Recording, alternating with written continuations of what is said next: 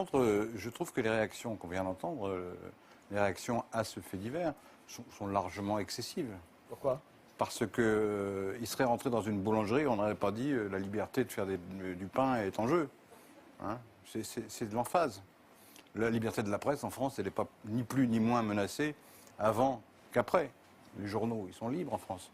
Et les journaux, d'ailleurs c'est une preuve de liberté, ils dérangent les gens. Donc il y a des gens qui réagissent. C'est normal.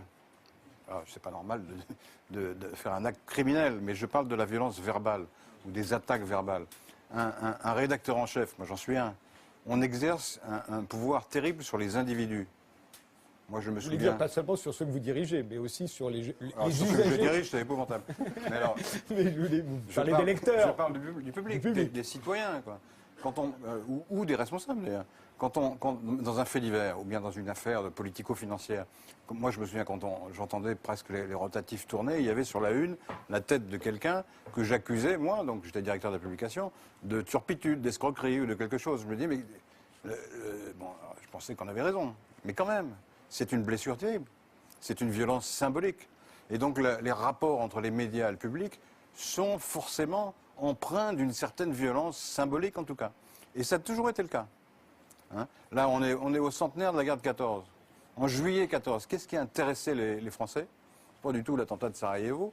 C'était le fait que le directeur du Figaro avait été revolverisé par une dame, Madame Caillot, qui lui reprochait au journal d'avoir publié des lettres, donc d'avoir fait intrusion dans sa vie privée.